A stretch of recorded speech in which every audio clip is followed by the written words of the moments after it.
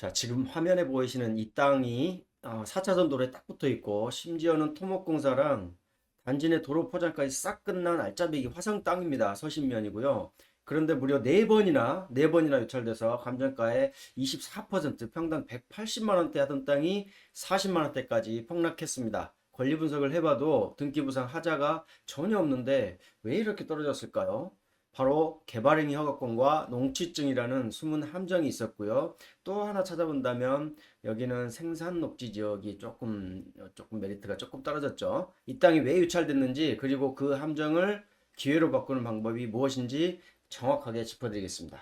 화성시 서신면 매화리에 범부지 개발부지 외에 내필지 도로로 나온 경매물건인데요. 종멸이 도로와 지분 매각인데 뭐 이런 건 크게 신경 안 쓰셔도 됩니다. 여기 본부지가 이렇게 이제 물건 나왔고 이게 282평짜리 하나 나오고 개발이 이렇게 돼 있어요. 여기 4차선 도로 입구에서 바로 맞은 인접해 있는 4차선에 인접해 있는 그런 개발 부지인데 개발 부지를 이렇게 하나 둘 셋 넷 다섯 개 뭐 크게 이렇게 나눠져 있고 각각의 도로를 이렇게 공유하고 있죠. 그럼 본 경기 물건은 이게 나온 거예요. 이게 나왔고 도로는 총 4개를 공유하고 있는데 잘 잡히지도 않네요. 자, 이 부분 하나, 저기 끝에 보면 조그맣게 하나가 더 있어요. 여기 둘, 셋, 넷. 이렇게 4개를 공유하는 전면 물건입니다. 광복 4차선 있죠? 2차선도 아니고 4차선입니다. 굉장히 큰 광폭도로에 바로 인접해 있는 개발 부지인데 지금 이 도로 따라서 이렇게 쭉 들어가서 여기 끝에 있는 부지죠. 그런데 이 도로도 지금 보면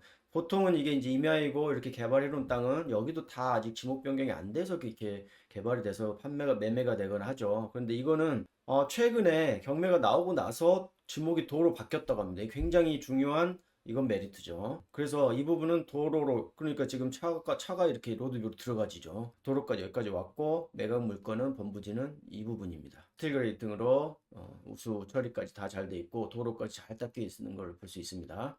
자, 부지는 전체적으로 평탄하고 경사도 없고 개발해 놓은 땅이기 때문에 크게 뭐 이슈는 없습니다. 지금 그래서 이 물건의 이슈는 뭐냐? 왜 이렇게 4번까지 유찰이 됐냐? 이 물건이 지금 4번 유찰이 돼가지고 감정가 대비 24%나 급락한 상태예요. 초강력적으로 가격이 하락해가지고 범부지 기준으로 봤을 때는 평당 185만 원짜리인데 이게 44만 원까지 떨어졌다는 거죠. 그리고 전체 도로 지분까지 포함해서 본다고 해도 보면 평당 전체 1170 정도 감정이 나오는데 평당 그 다음에 이게 4번이나 유찰돼서 40만 원까지 떨어졌다는 거예요. 그럼 이게 왜 이렇게 떨어졌는지 한번 미리 분석을 해보면 개발행위 허가권이에요.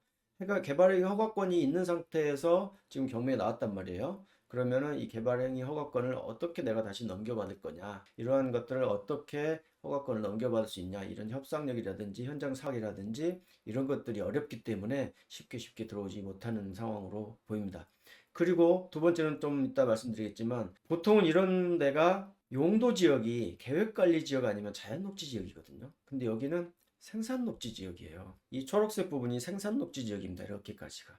그리고 그 밑으로 바로 인접해서 밑에는 계획관리 지역이에요. 생산녹지와 계획관리 지역의 가장 큰 차이는 규모 있죠. 건축할 수 있는 규모, 건폐율과 용적률인데 생산녹지 지역이 20 건폐율 20에 용적률 100인데 계획관리는 건폐율 40에 용적률이 100이죠. 규모 차원에서 좀 다르고요. 이게 좀 적고 그리고 생산녹지 지역에서는 이종근생이 1000평방미터 미만으로밖에 지을 수 없어요. 규모가 좀 작게 지을 수밖에 없습니다. 그래서 보통 용도 지역 가지고도 가격이 크게 결정되기도 하죠. 그래서 여기까지가 이 경계까지가 도시지역, 위에 도시지역, 밑에가 비도시지역 관리지역입니다. 오히려 계획관리지역보다도 규모만 1000평방미터 미만으로 약 302평 미만으로만 건축할 용도라고 하면 오히려 제가 봤을 때는 생산녹지 지역이 나중에 도시지역으로 편입될 가능성이 있기 때문에 오히려 미래지향적으로 봤을 때는 계획관리지역보다도 더 좋다. 이 물건의 가장 큰 장점을 제가 한번 또 설명을 드려보면 앞에서도 말씀드렸지만 4차선 도로입니다. 서신면 저기 도심 지역을 중심으로 이렇게 쭉 내려가는 게 이 궁평항로예요. 저 밑으로 가면 궁평항이 있거든요. 궁평항로 따라서 쭉 가는데 왔다 갔다 하는 길이죠. 그 4차선 길에 바로 옆에 붙어 있는 부지이기 때문에 이 부지에는 여기 왔다 갔다 하는 사람들의 눈에 굉장히 잘 띄어요. 그렇기 때문에 여기에 음식점이라든지 302평 미만으로 해서 이종 근생 다 가능합니다. 광고 효과도 뛰어난 부지입니다. 그래서 이 들어가면 진입로도 좋습니다. 그래서 뒤쪽에서 여기서 바로 들어와서 이렇게 진입할 수 있는 도로로 되어 있고요.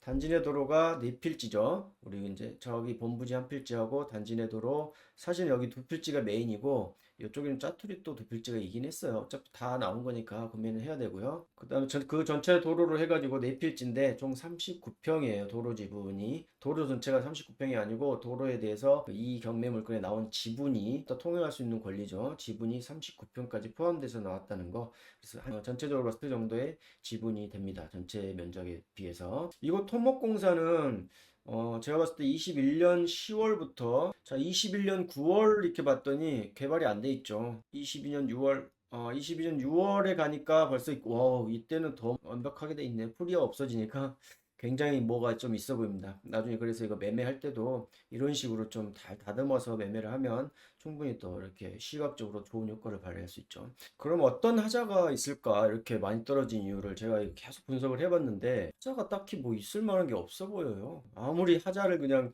의도적으로 찾아보려고 해도 등기 권리를 한번 볼까요? 등기 권리도 뭐 크게 문제가 없습니다. 말소 기준 권리가 21년 11월에 근저당에 이렇게 말소 기준 권리가 있고 그 밑에 있는 압류, 가압류, 저당, 근저당, 그다음에 경매 개시 결정 등기 뭐 이런 것들은 다 말소가 되죠. 전부 다 말소 깨끗하게 해결됩니다.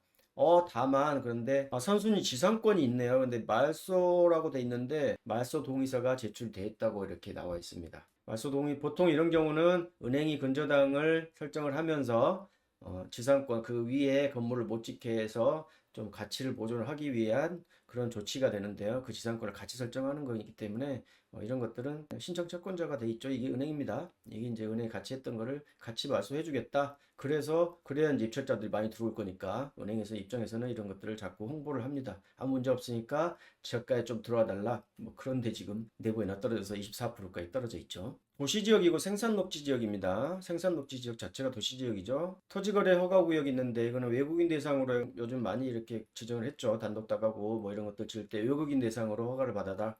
경매로 하면 토지거래 허가를 받지 않아도 되죠. 그래서 신경 쓰지 않아도 됩니다. 근데 생산녹지 지역만 좀 챙겨보면 될 것 같은데요. 생산녹지 지역은 1종, 2종 근생을 다 지을 수 있어요. 계획관리 지역이나 자연녹지 지역과 동일하게 1종, 2종 근생을 다 지을 수 있는데 차이는 뭐냐면 면적 제한이 있습니다. 둘 다, 1종은 보통 다 1302평, 1000제곱미터 미만으로 짓는 거기 때문에 똑같다고 보고 2종은 302평 미만으로만 제한했다. 이것만 조금 차이가 있겠습니다. 그래서 생산녹지 지역으로 연면적이 1000제곱미터 미만의 이종 근생 건축만 가능한데 이런 제약 조건 때문에 사실은 또 이렇게 낙찰가 이제 가격 자체가 조금 가치가 좀 떨어진다고 판단해서 계속 유찰되고 또 했겠죠. 이런 부분도 저도 영향이 있다고 봅니다. 그런데 이런 규제를 또 역이용하게 되면 1000제곱미터 미만에다가 휴게 음식점이나 카페 뭐 이런 것도 있죠. 길거리 카페. 그 다음에 일반 음식점도 뭐 마찬가지고 뭐 제조장을 지어도 되고요. 본부지 위쪽은 생산녹지 지역이고 이 밑에 쪽은 계획관리 지역입니다. 이렇게 또 하나 차이를 두고 또 분배가 되죠. 계획관리 지역 이렇게 지어놓은 것도 있죠. 이런 뭐 제조장이나 뭐 세차장, 뭐 근생 뭐 이런 것들이 있죠. 주유소용지 이렇게 있는데 1000평방미터 302평이 안 돼요. 이렇게 실제로는 302평 정도 이하에서 다 쓰고 있기 때문에 생산녹지 지역이라고 해서 카페 뭐 이런 것들에 300평 미만으로 지은다고 하면 굳이 계획관리 지역에다가 비싼 돈 주고 용도지역 자체가 비싸죠. 비싼 돈 주고 하겠냐. 자, 그래서 이거는 가성비가 제가 봤을 때 오히려 생산녹지 지역이 이쪽에서는 가성비가 좋다. 이것도 메리트죠 하나. 근데 이렇게 도로에 4차선 도로에 딱 붙어 있는 부지다. 여기 궁평항 서신면에서 궁평항로 따라서 4차선 도로 가는 길에 이렇게 뭐가 보인다, 음식점도 보이고 한다. 그러면 뭐 광고 효과가 뛰어나다는 거였죠. 아까 앞에서 말씀드렸었죠. 이런 부분 굉장히 메리트가 좋습니다. 그리고 이 땅은 기존의 개발행위 허가와 도로 점용 허가까지 받았을 걸로 판단이 되는데요. 여기 또 이런 특이사항들이 있어요. 여기 이만큼 남아있죠. 이 도로 점용 허가 부분도 또 신경을 써야 됩니다. 그래서 여기가 우리 땅이지만 여기는 국유지거든요. 도로 군유지이기 때문에 아마 도로 점용 허가까지 받아서 이 부지를 개발했을 거예요. 그런 부분도 챙겨야 하는 리스크가 또 있습니다. 자, 그래서 2024년 6월 경매가 진행될 때까지 착공 신고가 안 된 것으로 추정이 돼요. 낙찰 후에 기존 허가권 승계가 까다로울 수도 있을 것 같고요.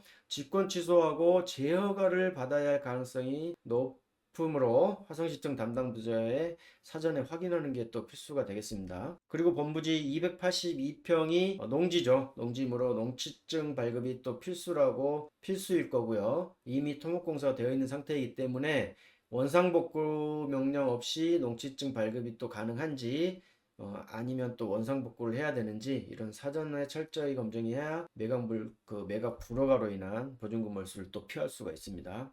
정리해보면 여기에는 리스크가 몇 가지가 있어요. 첫 번째는 인허가권, 개발행위 허가권 승계 문제가 있고 그 다음에 농취증 문제가 또 있어요. 농취증을 발급해야 되는데 이미 토목공사가 다 돼 있죠. 그렇기 때문에 농취증을 발급받을 때 원상복구를 해야 되느냐 아니면은 안 하고도 농취증 발급이 가능할 거냐 이런 것들을 하나하나 다 이제 협의부서와 지자체부서와 따져보면서 판단을 해야 된다. 이런 것들 때문에 허들이 작동해서 유찰이 많이 된 걸로 보입니다.